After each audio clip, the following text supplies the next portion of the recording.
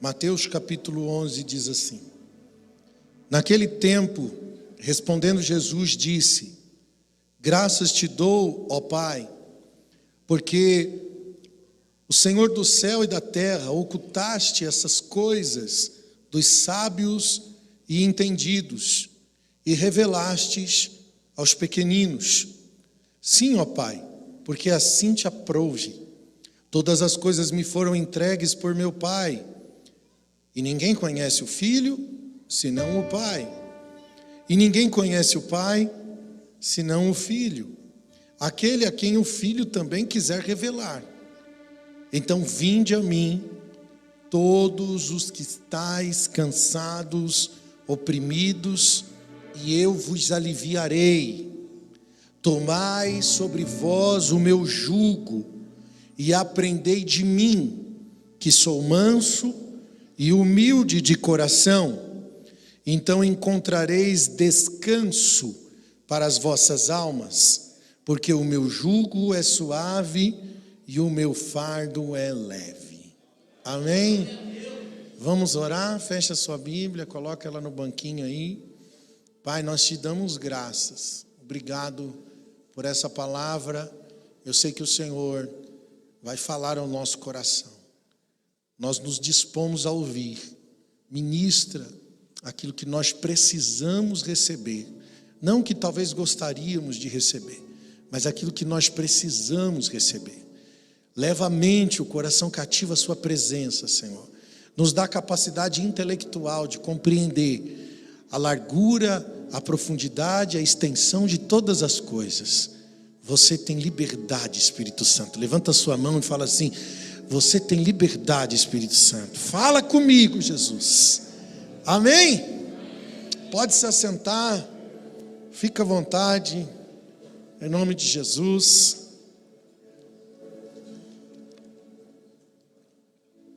Bom, eu quero continuar o bate-papo que nós começamos aqui na quinta-feira, no nosso discipulado.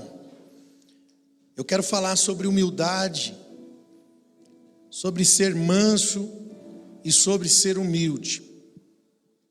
E humildade, amados irmãos, humildade não é uma coisa que você aprende com conhecimento. Humildade é uma coisa que você aprende com relacionamento com Deus. Ninguém pode ter a expressão da virtude, da humildade, se não viver uma revelação da identidade. A nossa identidade real, quem nós somos de fato, a nossa origem, o nosso destino e o nosso propósito. E muitos de nós, a grande maioria de nós, nos enganamos. Achamos que somos pessoas humildes. Eu falo para vocês como quem recebe essa palavra, porque a palavra, antes de cortar para você, corta para mim. Então eu sou ministrado pela palavra, eu sou confrontado por essas verdades que eu vou dizer para você aqui nessa manhã, e não me considero uma pessoa humilde. Eu acho que eu tenho muito ainda a caminhar para me tornar uma pessoa como Jesus. Então nós precisamos entender esse início, que mansidão e humildade você não aprende com erudição. Nós precisamos entender que sem mansidão não há humildade. Uma pessoa que não tem mansidão é porque não tem humildade. Uma pessoa que não tem humildade é porque não tem a mansidão. As duas estão ligadas. Humildade, como eu disse, você não aprende de forma dogmática, porque a humildade é uma transferência através de uma relação, e essa relação precisa ser forjada em Deus. Ela é formada por causa da clareza, ela é formada dentro de nós por causa do sentido, do propósito na nossa vida. Por isso que Jesus, quando ele convida a gente, ele fala assim: ó, o meu fardo é suave e é leve. Você está cansado, você está oprimido, você está sobrecarregado. Vinde a mim, tomai sobre você o meu jugo, o meu fardo, porque ele é leve, é suave, e ele vai trazer descanso para a alma de vocês. Por que as pessoas hoje têm uma alma agitada?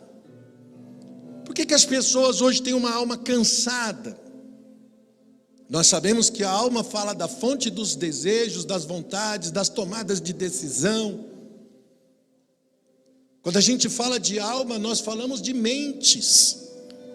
Por que as pessoas têm mentes agitadas, almas cansadas?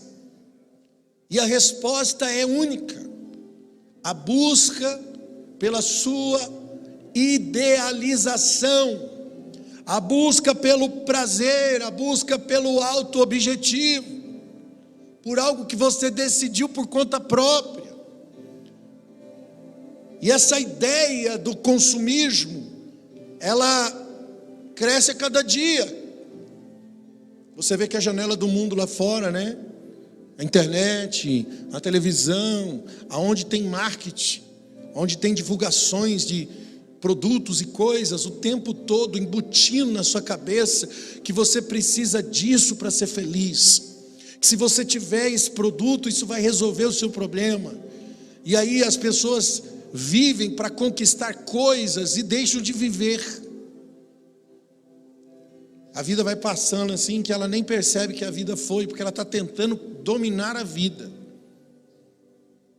porque não tem revelação do que de fato é a vida.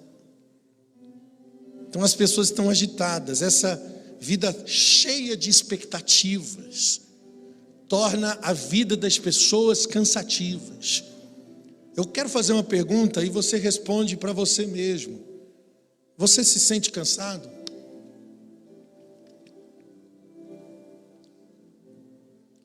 Você se sente, como na palavra de Jesus aqui, sobrecarregado, uma alma pesada? Parece ter um fardo pesado nas suas costas, todos os dias. Você chega em casa, você não está aguentando mais sua vida chata, sua vida cheia de problema. É assim que você se sente? Sabe por que nós estamos cansados? Sabe por que as pessoas estão cansadas? Por falta de humildade. E eu vou provar para você. Calma, não faz julgamento aí na sua cabeça não.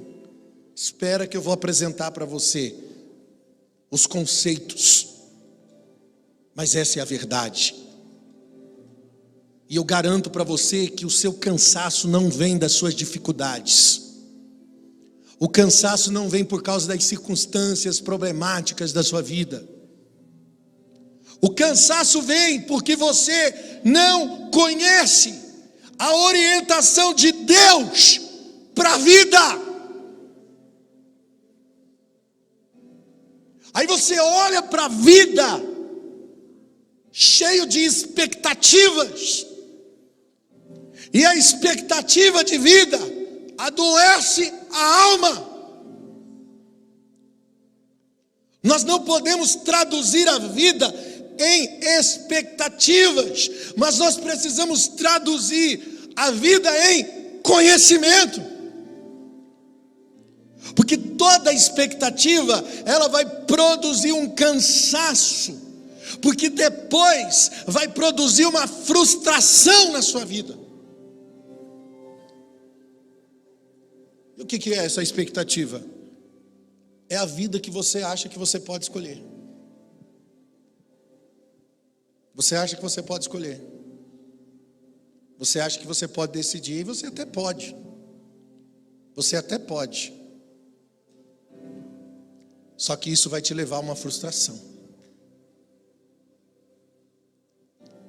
A vida leve, a vida livre, a liberdade, a verdadeira liberdade é aquela com que Cristo nos libertou. Não é essa que você está escolhendo para você. Por isso que a vida só tem significado no sentido do conhecimento. É seguir e prosseguir em conhecer. Se tem um objetivo de vida, é conhecer, aprender, desenvolver. A vida foi me dada como um espetáculo, não para que eu possa conquistar, não para que eu possa dominar, não para que eu possa controlar a vida. Mas sabe de uma coisa? Nós queremos a vida na forma que ela faça sentido para nós, na forma que nós gostaríamos que a vida fosse, não como ela se apresenta. E é assim que você ensina seus filhos. Você ensina seus filhos a projetar a vida do jeito que ela faça sentido para você.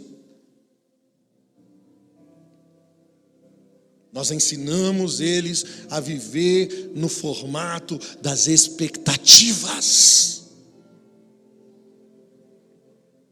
E nós não podemos controlar a vida. Você não pode. A Bíblia diz que assim como o leopardo não pode tirar as pintas, não pode mudar a cor da sua pelagem, assim você não pode controlar a sua vida, você não pode decidir e nem aumentar, nem seja um milímetro na sua estatura, você não pode. E às vezes, meu irmão, coisas graves precisam acontecer nas nossas vidas, para nos ensinar que nós não estamos no controle. Circunstâncias ruins, adversidades precisam acontecer. Elas nos trazem uma mensagem: você não está no controle. Ah, pastor, mas eu não posso ter prudência? Pode, deve. Não confunda prudência com controle. Você, por mais prudência que você tenha, você não tem o controle. Mas nós devemos ter prudência. Bem-aventurado aquele, quando o Senhor vier, encontrar o quê? Vigiando, prudência. Ensina o menino o caminho que deve andar, para que ele, quando ele cresça, se lembre do Senhor. O que é isso? Senão, prudência. Bota alarme em casa, bota câmera, coloca uma segurança reforçada, faz seguro, está tudo certo. Prudência. Mas bota uma coisa na sua cabeça: você não controla a vida.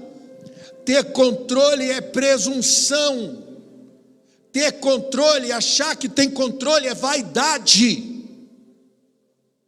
A vida é aprendizado. A vida não é direito. As pessoas vivem reclamando dos seus direitos. Ou eu estou mentindo? Não, porque é uma injustiça o que fizeram comigo, porque isso não está certo, porque eu deveria ter sido tratado dessa forma, não me pagaram como deveria, como eu mereço. O tempo todo nós estamos reclamando nossos direitos. Como é que está seu casamento aí? Reclamando os seus direitos? Que a esposa não te serve bem? Que o marido não é o que você esperava? O tempo todo o ser humano está reclamando os seus direitos. Eu vou responder para você o porquê. Porque falta humildade.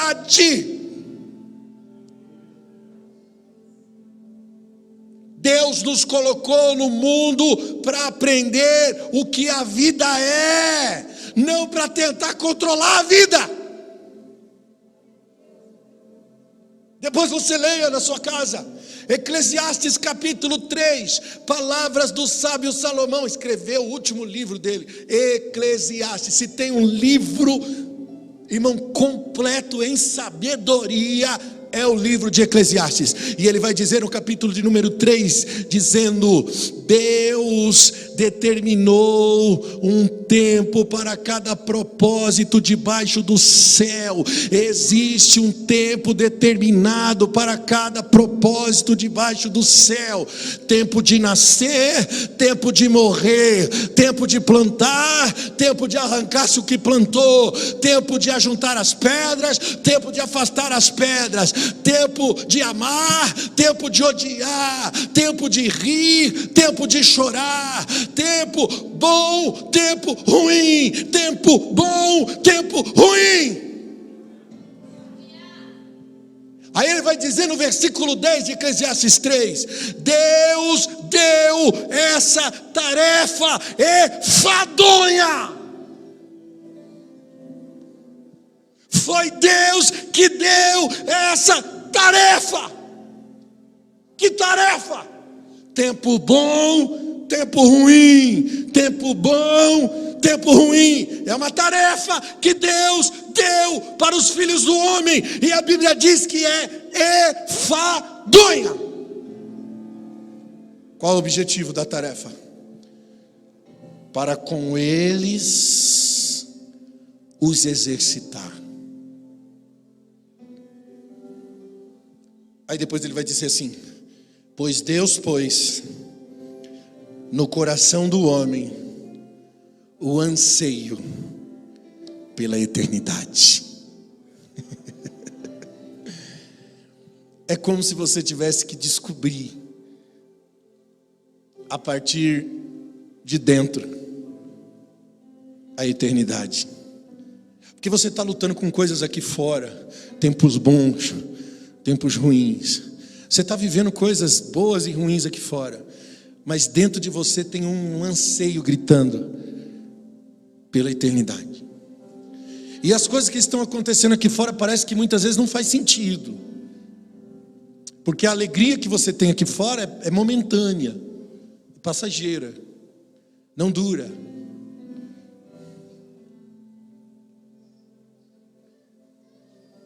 Aí quando vem a tristeza, quando vem a adversidade, surgem os pensamentos,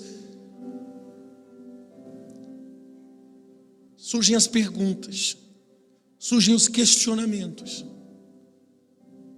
Meu Deus, por que eu estou passando por isso? Meu Deus, por que eu tenho que viver isso? Eu não sei qual é o meu caminho. Não sei se isso aqui está certo, se isso aqui está errado. Você começa a ficar boiando na vida, por causa da dor. E tudo que Deus quer é que você pare de olhar para fora. Por isso que Ele colocou no coração o anseio pela eternidade. Porque quando você olhar para dentro e encontrar a eternidade, você vai encontrar o sentido da vida. E vai parar de tentar ter controle. E vai parar de tentar controlar a sua vida, porque você não pode. A vida não foi feita para você controlar. Sabe o que as pessoas pensam? As pessoas pensam que controlando a vida, elas terão a vida que sempre sonharam.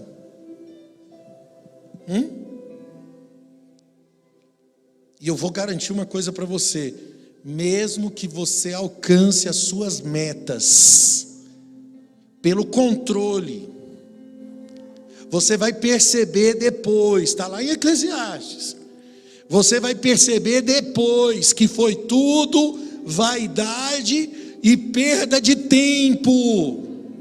Você não controlou a vida. No fim, você só frustrou-se por causa das suas expectativas. No fim, você vai perceber que o dinheiro não foi suficiente, que o cargo que você queria não foi suficiente, que o título que você buscava não foi suficiente, que o sexo e todos os prazeres do mundo não foi suficiente. Você vai perceber que tudo onde você armou as suas expectativas frustrou você, porque não foi suficiente.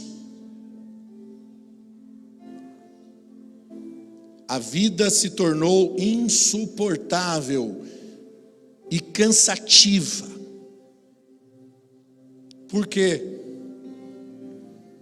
Porque Essa é a pergunta que a gente faz o tempo todo. Por quê? Porque as pessoas assumiram um direito daquilo que não é direito. Quer que eu repita? Por que você está cansadinho? Está assumindo um direito daquilo que não é direito. As pessoas assumem a posse, elas assumem o controle, elas assumem o direito e elas não permitem que a vida se apresente para elas do jeito que deveria ser.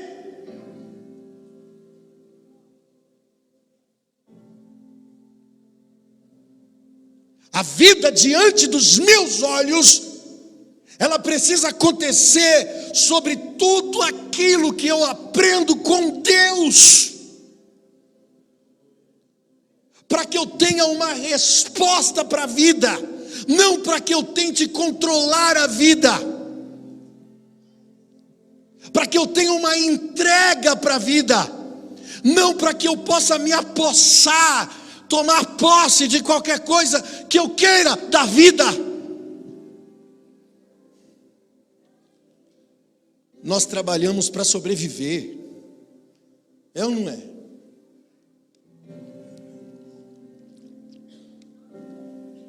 A pessoa vai cursar uma faculdade, alguma coisa, ela vai procurar aquilo que dá dinheiro. Não, precisa procurar uma profissão que dá dinheiro. Por quê? Porque para você o trabalho é sobrevivência. Não tem sentido de propósito. No lugar de você procurar uma profissão que vai agregar naquilo que Deus te chamou para ser, para a resposta que você pode dar para a vida, para aquilo que você pode somar com a vida, você vai procurar aquilo que dá dinheiro. Estou mentindo? A vida não é mais dádiva para você, quando ela deveria ser dádiva de conhecimento. Nós deveríamos conhecer o que a vida apresenta para nós. Para quê, pastor? Para que eu tenha o melhor para apresentar em favor da vida. Vou repetir: conhecendo o que a vida tem para me apresentar, eu tenho uma resposta, eu tenho o melhor para oferecer para a vida, em favor da vida.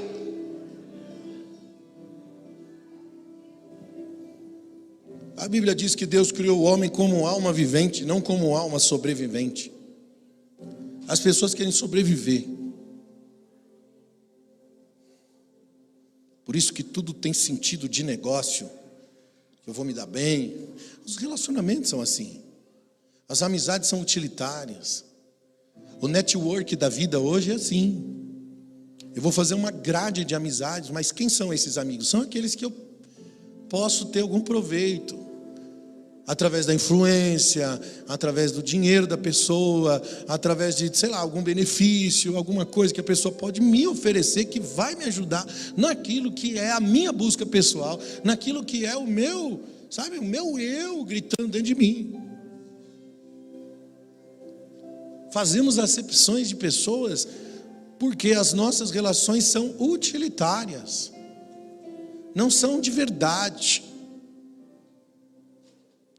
Tanto que tem até um dito popular que acabou o dinheiro, acabou os amigos. A pessoa não tem mais ninguém, não tem mais nada, quando, né? Acabou todo mundo, não tem mais ninguém do seu lado. Isso significa que todas as pessoas que estavam do seu lado não estavam de verdade com você. Quem está entendendo o que eu estou falando? Aí sabe o que Jesus fala?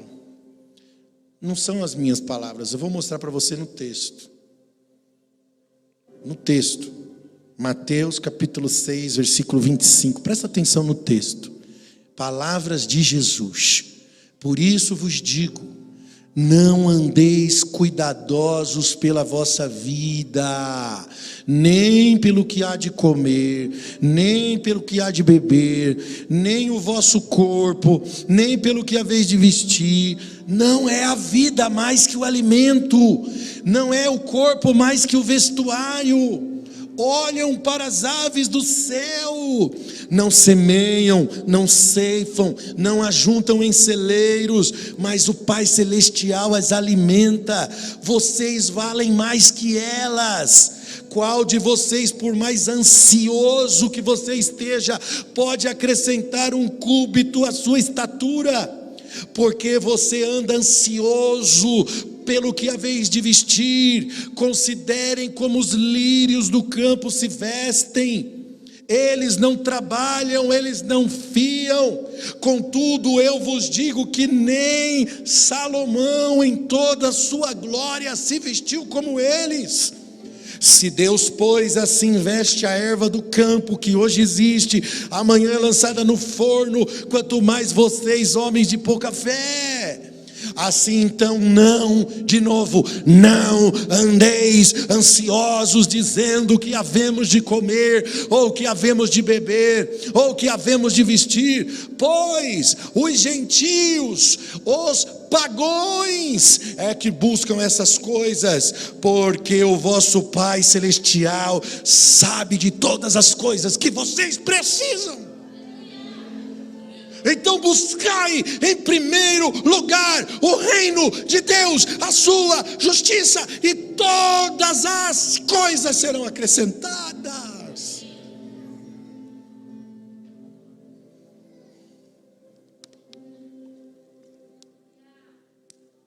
Aí você vai trabalhar para subsistir, como se a vida fosse para você o direito de quem faz a coisa certa. Eu não é? Não, é meu direito. Aí você vê alguém passando fome na sua frente, sabe qual que é o seu olhar? Não estudou, não correu atrás. É meu direito. Eu trabalhei para isso. Eu não vou repartir com quem não correu atrás. E a gente não precisa ir muito longe, não. Isso aí você pode olhar para dentro da sua família. Às vezes a gente deixa de ajudar um parente, de servir alguém, porque o nosso olhar de direita é esse aí. E aquele ali eu conheço. Aquele ali nunca quis nada com nada na vida. Sempre foi um teimoso. Nunca obedeceu, nunca ouviu nada, nenhum conselho. Agora está pagando preço, o problema é dele. Eu não vou tomar essa carga que não é minha. Essa carga é dele, a minha é minha, e eu vou viver a minha vida porque eu tenho direito.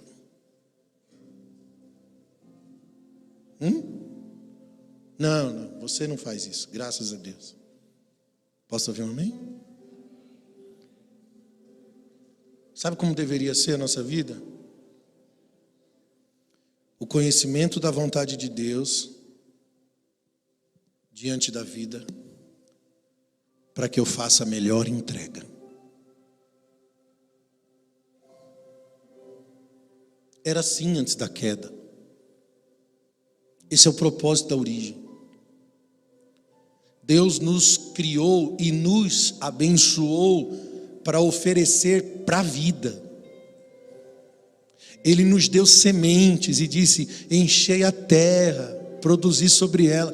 Não foi para tirar proveito e nem controle. Aí o diabo enganou a gente. Sabe qual foi a filosofia da serpente? Irmão, a serpente nos enganou. A serpente disse para a gente que se você fizer a coisa certa, você vai ter o direito de receber tudo que você tem para receber. E a vida é conhecendo Deus, para que eu tenha para oferecer à vida o melhor. A vida passou a ser ganho e não conhecimento.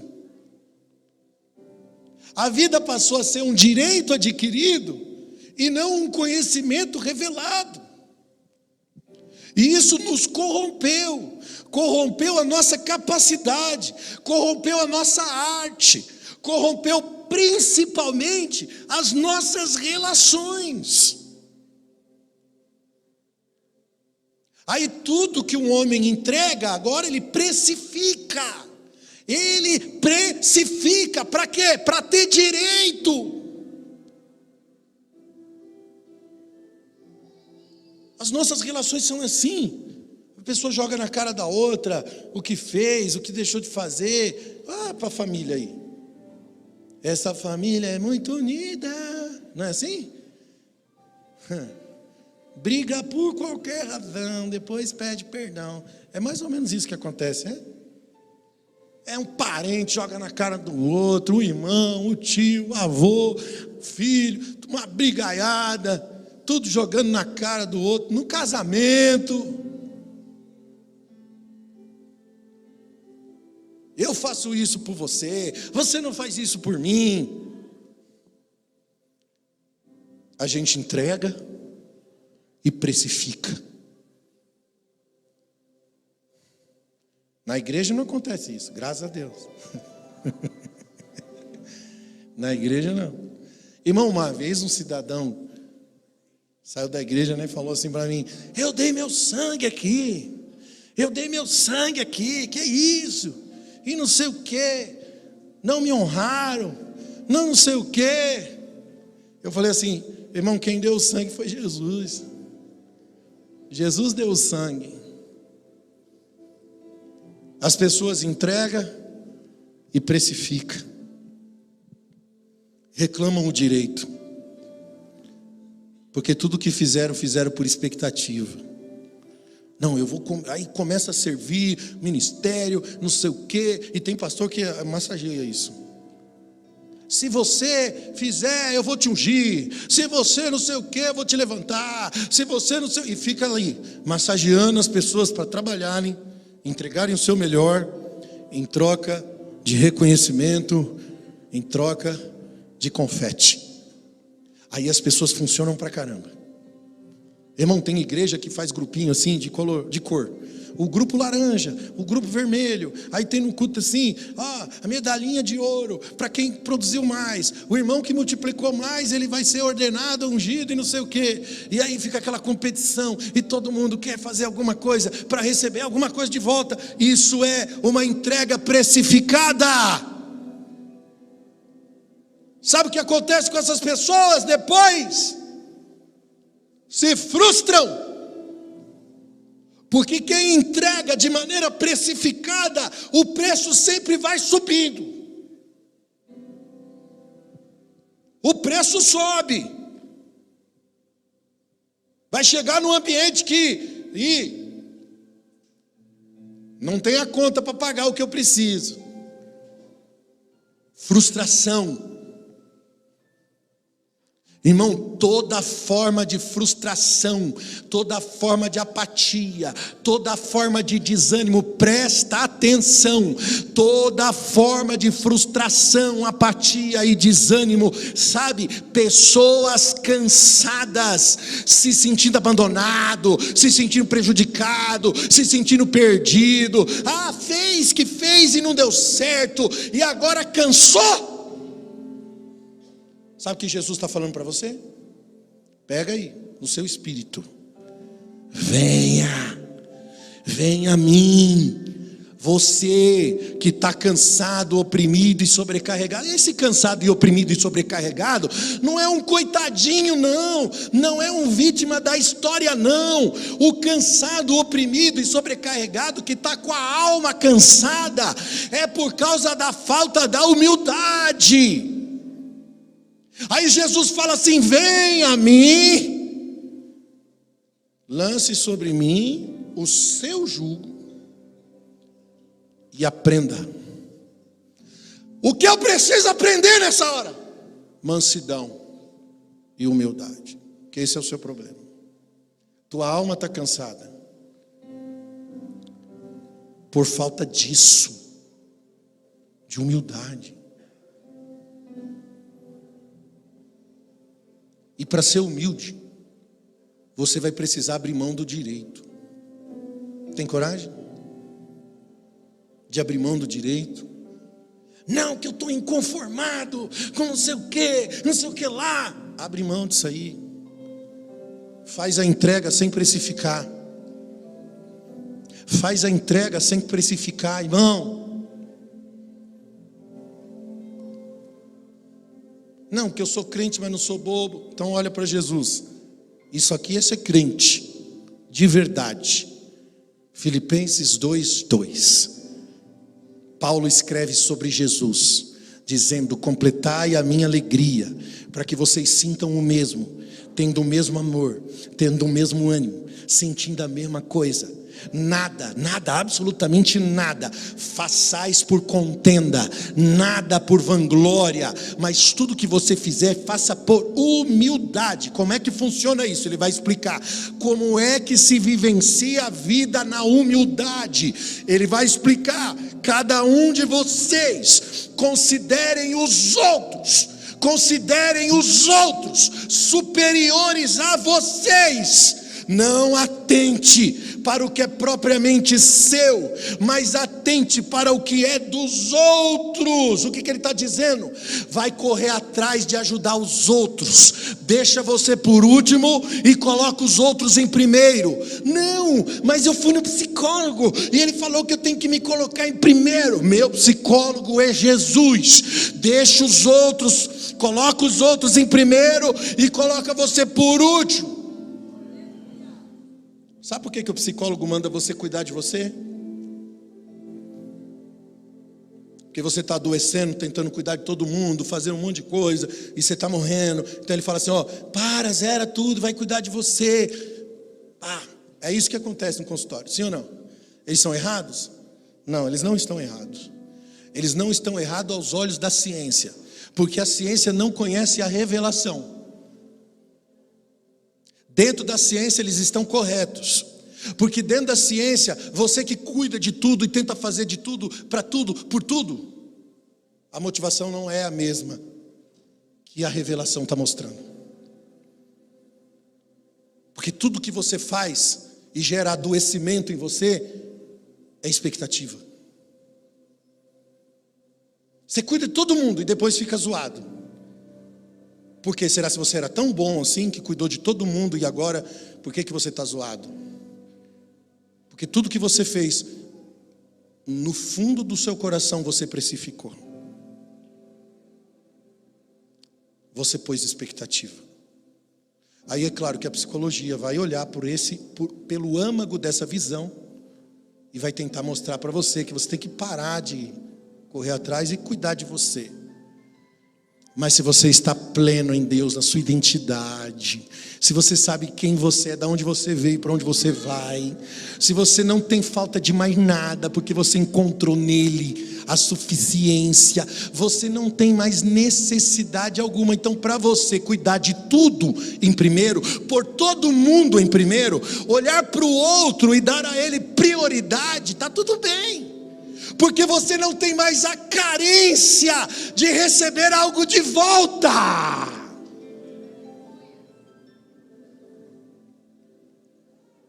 Melhor explicar, porque senão fica bagunçado, né? Ciência não está errada. Só que você não foi chamado para viver pela ciência, você foi chamado para viver pela revelação.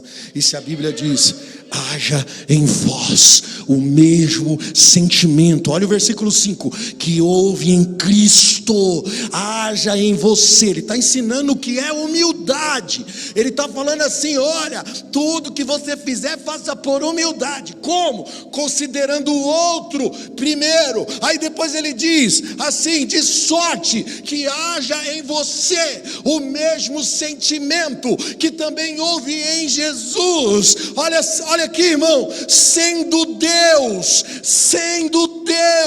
não teve por usurpação ser igual a Deus, mesmo sendo Deus, mas a Bíblia diz que ele se humilhou a si mesmo. Ele humilhou a si mesmo, assumiu a forma de servo, foi obediente até a morte, e a morte de cruz, e foi por causa disso que Deus o exaltou de maneira soberana e deu a ele um nome que está acima de todo o nome. E diante desse nome, todo joelho se dobrará, toda língua confessará, nos céus e na terra e debaixo da terra, que Ele é o Senhor. Você entende por que a humildade precede a honra? Isso é humildade. Sendo Deus,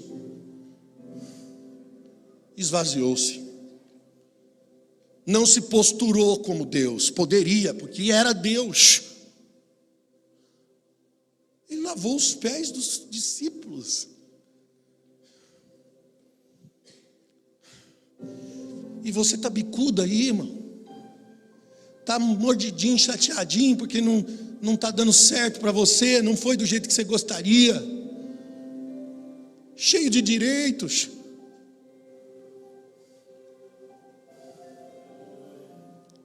Pare de buscar a Deus pelo direito de sobreviver. Busque a Deus para o conhecer. E depois ter o que apresentar para a vida. Revelar para a vida o que você tem para oferecer. Porque melhor é dar do que receber. No lugar de você se queixar do que você não está recebendo. Por isso que eu preciso ser humilde. Eu preciso me tornar manso. E isso é chegando diante de Deus. Chegando diante de Deus e dizer: Deus, me ensina. Essa angústia na minha alma, essa incomodação dentro de mim, é o meu orgulho, porque eu não aceito isso, eu não aceito aquilo. Meus gatilhos, orgulho. Sabe onde está a nossa falta de descanso? Na falta de humildade, no orgulho. Sabe o que acontece? O orgulho gera direito. O direito alimenta a nossa iniquidade. E a iniquidade faz o amor se esfriar. É isso aí. O amor se esfria. Por isso que casamento acaba. Não amo mais. É claro que não ama mais. O orgulho gerou direito, o direito alimentou a iniquidade fez o amor esfriar, e aí você tem a sensação que não ama mais, e é por isso, porque você se distanciou do amor, que Deus é amor, você não se relaciona mais com Deus que é amor, e aí você tem a sensação que acabou o amor, mas na verdade você alimentou o orgulho.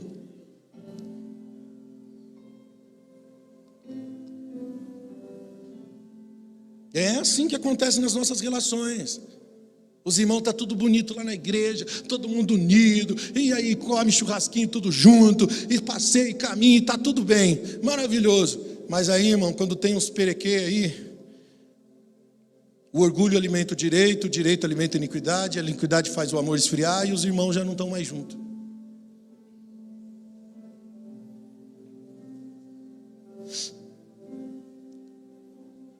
A nossa panelinha funciona enquanto as nossas expectativas estão sendo respondidas. Quando as nossas expectativas são frustradas, acabou a relação.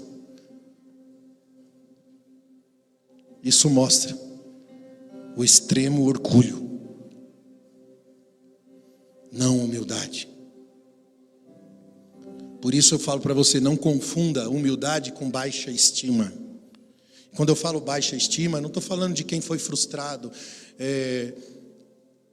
na infância, quem sofreu abuso, sofreu uma série de traumas, e às vezes tem uma baixa estima por causa do trauma. Não estou falando desse baixa estima, não. Eu falo da baixa estima porque você olha para a vida e fala: você está tão frustrado com as expectativas que não deram certo, você fica meio baixa estima. Sabe quando a pessoa diz: eu não quero me envolver, melhor ficar longe? Tem gente que chega assim na igreja. A pessoa vem frustrada de outra igreja, vem com a baixa estima, Aí chega aqui e fala, não, eu estou aqui, mas eu não quero nada, não vou me envolver, eu entro, assisto o culto e vou embora. Não quero saber de relacionamento, não quero me envolver, não quero fazer nada, porque não deu certo lá na outra igreja, eu estou morrendo de medo de dar errado aqui também. Eu vou ficar na minha. E aí parece ser uma baixa estima. Sabe essas desculpas que a gente dá, onde a pessoa fica desanimada? Posso dizer o que é isso? Isso se chama orgulho ferido. Porque a pessoa é presunçosa daquilo que ela acha que ela merecia ter. Então ela lamenta, culpando todo mundo à sua volta. Pegou? Lembra a parábola dos 10 talentos? De Mateus capítulo 15, 14? Você vai ler a parábola dos 10 talentos ali. A um deu 5 talentos, a outro deu 3, e a outro deu um talentinho. Ao que ganhou 5 foi lá, granjeou outros 10. O que ganhou 3 foi lá, granjeou, apresentou lá, multiplicou. Mas o que ganhou 1, o que ele fez? Ele enterrou o talento. O nível orgulhoso do cara era tão grande que ele preferiu guardar para devolver. Por quê? Porque todo mundo ganhou mais. Eu ganhei 1, vou guardar e vou devolver. Não estão me valorizando. Não estão me valorizando. Eu sempre tive dificuldade de entender essa parábola. Aí me clareou, quando eu entendi isso, me clareou. Porque a gente olha assim e fala, pô, o cara teve medo, o texto diz que ele teve medo, o Senhor é rigoroso, escondi. Aí esse cara foi lançado num fogo do inferno. Na parábola ele é levado ao tormento. E aí eu parava para pensar, falei assim, puxa, Deus mandou o cara para o inferno só porque ele não quis trabalhar com o talento que ele deu. Poxa vida, coitado, tadinho. Não, o problema é a presunção. Se ele tivesse ganhado 5, tinha saído para trabalhar. Mas como ele foi o inferior de todo mundo, o inferior perto dos outros, eu vou guardar e vou devolver. O negócio é tão pesado que a pessoa se sente prejudicada naquilo que Deus deu para ela. Você já viu aquelas pessoas que dizem assim, estão matando o meu ministério? Eu preciso sair daquela igreja, porque lá estão oprimindo o meu ministério, estão matando o meu chamado. Esses dias eu ouvi de uma pessoa que falou assim, a minha unção está atrasada, que já era para ter me ungido. Eu falei para o pastor assim, ixi cara, esse aí não é para ungir mesmo não, mas nem que nunca. Esquece isso aí, irmão. Presunção. Tinha um amigo meu, isso faz 20 anos, você vê que eu estou velho, né? Tinha um amigo meu fazendo a obra de Deus comigo, tal. Eu ia para o rádio, ele ia comigo, andava junto, gente boa. Aí teve um evento na igreja, né, a festividade, a gente ia fazer a ordenação. E eu falei, vou ungir, o rapaz é obreiro. Está comigo, caminhando comigo, para lá e para cá. Só que eu não sabia, não percebi que ele já estava achando que era entendeu? Aí no dia que eu chamei ele para unção, ele pensou que eu ia ungir ele outra coisa. E aí eu ungi ele obreiro. E o semblante dele caiu assim, na hora. Quando ele desceu ungido obreiro, que as pessoas foram parabenizar, ele falava assim, não, o importante é que Deus já me viu. Deus já me ungiu. Ele se sentiu humilhado por ter sido ungido a um cooperador da igreja, que queria ser ungido mal sabem as pessoas, mal sabem, a quem mais é dado, mais é requerido.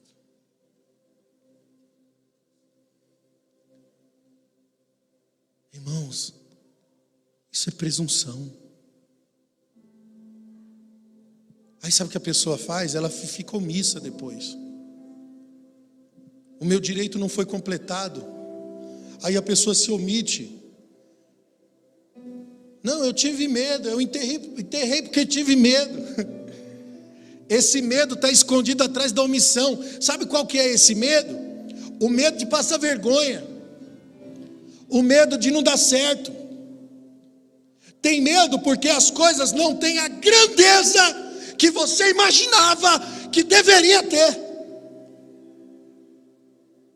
Aí eu estou na minha, é igual casamento quando está acabando. Eu tenho que pensar em mim. Eu vou separar porque eu tenho que pensar em mim. Aí os irmãos que não querem mais estar juntos, e aí, irmão, vamos caminhar, vamos fazer, vamos correr, né? Eu tenho que cuidar da minha casa. Omissão, orgulho ferido.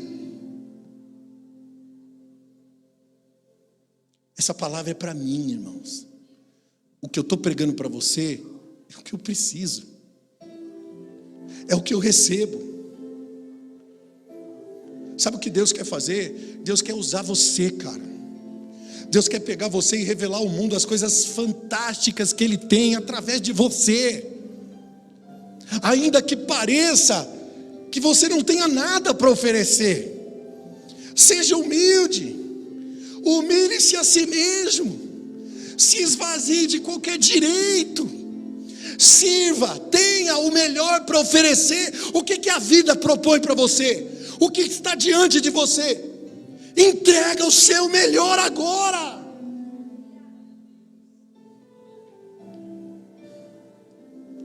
Aí Jesus chama os meninos e fala assim, sabe, Deus escondeu, nosso Pai escondeu dos eruditos, dos sábios, e revelou aos pequeninos. E a gente está procurando posicionamento de grandeza, quando a revelação foi entregue aos pequeninos. Quer ser grande? O que a Bíblia diz? Seja o último, seja o menor de todos. O desafio que Jesus lançou para nós, quando exaltou a vida de João Batista, ele disse: dos homens nascidos de mulher, João Batista é o maior, ninguém nasceu maior que João. João nunca fez um milagre, João nunca fez um sinal na Bíblia. Quem era João? João era o cara que estava no deserto lá, cabeludo, barbudo, doido. Qual que era a mensagem que ele pregava? Arrependei-vos, porque é chegado o reino de Deus. E era uma mensagem de paulada, duro. Batizava as pessoas por arrependimento, mensagem de arrependimento. Aí vem Jesus e fala assim: esse cara é maior que Abraão, esse cara é maior que Jacó, esse cara é maior que Moisés, porque ele dos nascidos de mulher é o maior. Uau!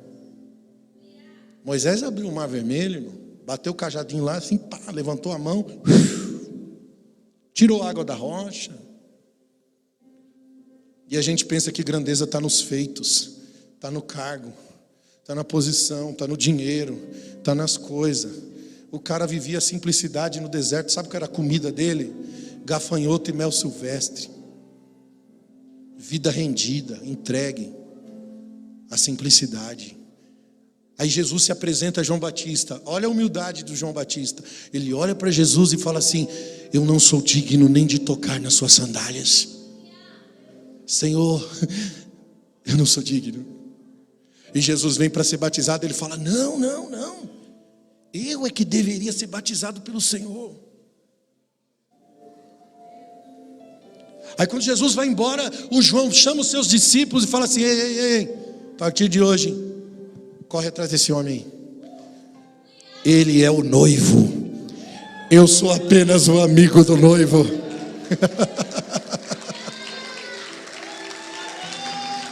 Esse homem é o maior nascido de mulher. A grandeza dele não está no manto real, a grandeza dele não está no sacerdotal, a grandeza dele não está no dinheiro, não está no poder, não está nos sinais, está na humildade. Aí Jesus pega e diz o seguinte depois: ei, Quer ser o maior que João? Os discípulos, todo mundo já estava numa crise, numa neura. Não, que eu vou sentar à direita. Não, eu vou sentar à esquerda. Não, que eu sou melhor que você.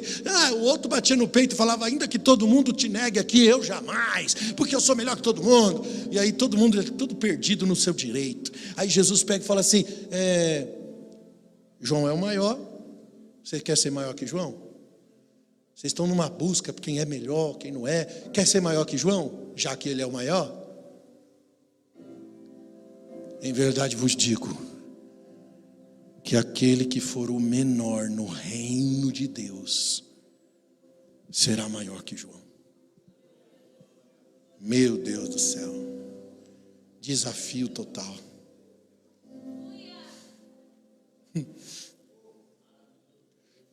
Nós temos uma batalha diária agora. Você vai ter que vencer as feridas do seu orgulho. É a mágoa, ressentimento, o direito disso, o direito daquilo. Você vai ter que vencer aquelas questões com pessoas que você não quer nem ver pintar de ouro. Meu Deus. Você vai ter que ser bonzinho no trânsito. Manso, humilde. E às vezes a vida vai colocar você numa pegada. Que a gente sai desse culto aqui, por exemplo, depois de uma palavra como essa. Você acha que a vida não vai te provar? A gente sai daqui e agora é hora de botar em prática o que o pastor ensinou no domingo. Principalmente eu. Tá ligado, né? Tem que viver esse trem. É ir para oração mesmo, todo dia morrendo. Deus me mata, destrói eu. Acaba comigo. Eu sou o problema. Cara, quanto mais eu me aproximo de Deus, mais eu percebo quanto eu sou inadequado. Por isso que eu não acredito nesse tipo de santidade, não. Que a pessoa fica batendo no peito, falando, eu pago o preço, eu oro, eu não sei o quê. Não. Quanto mais eu me aproximo de Deus, mais inadequado. É igual Isaías, no capítulo 6, Isaías, o cara era profeta, se achava no ofício, profetizou capítulo 1, 2, 3, 4, 5, estava ali, funcionando como se ele fosse o cara. No capítulo 6, ele se aproximou do trono, viu os serafins sobrevoando, viu a glória do Cordeiro, viu a glória de Deus. Aí ele disse, eu vou morrer, por quê? Porque eu sou um pecador, sou um miserável, me vi.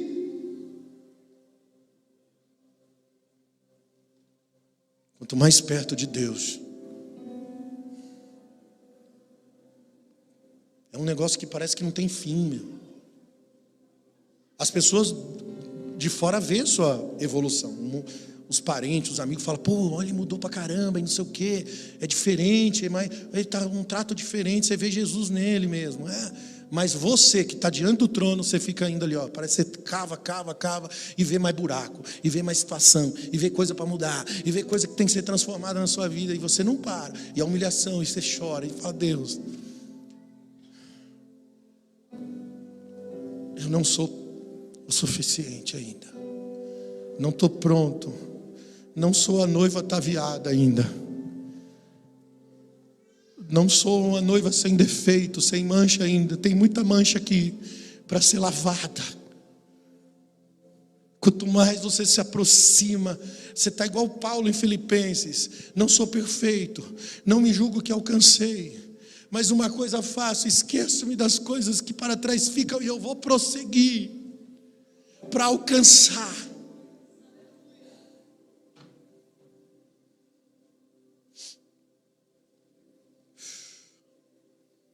Ore canta lá, você recebe essa palavra, irmão? Quero orar com você, fica de pé comigo.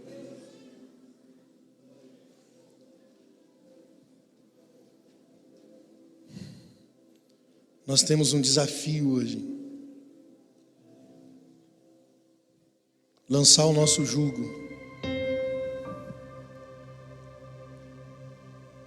Nosso fardo pesado. Do ego, do orgulho, do eu. do nosso direito, substituir pelo fardo de Jesus e aprender mansidão e humildade para ter uma alma descansada. A alma descansada, meu Deus, aquela coisa suave que você flutua. Aí o ministério vai ficar leve, o casamento vai ficar leve, a família vai ficar leve, o trabalho vai ficar leve. Porque você está leve. Às vezes a gente pensa que o problema são outras coisas. Não, tem um capeta ali, acho que tem uma obra de macumba ali, acho que tem um negócio ali, por isso que está pesado aqui. Não, é sua alma mesmo. É o seu direito que ainda está gritando aí. Você entende o que eu estou falando hoje? Oricanta lá, Mandoria. Oh, Espírito Santo, nós te adoramos, Jesus. Feche os teus olhos, querido. Dê uma resposta para Ele, diante de tudo que você ouviu nessa manhã. O que eu posso responder para Deus? Falei, Senhor, me ajuda a ser humilde. Me ensina a ser humilde, Senhor. Me ensina a ser humilde. Diante das inquietações da minha alma, Senhor, eu quero colocar a alma em descanso. E eu reconheço, Senhor, eu reconheço que estou caminhando com o meu fardo. Eu quero caminhar com o seu jugo. Eu quero andar as suas pisadas. Eu quero trilhar os seus caminhos, Senhor. Eu quero humilhar a mim mesmo e tomar a forma de servo. Me ensina, Espírito Santo, vem. Clame por isso.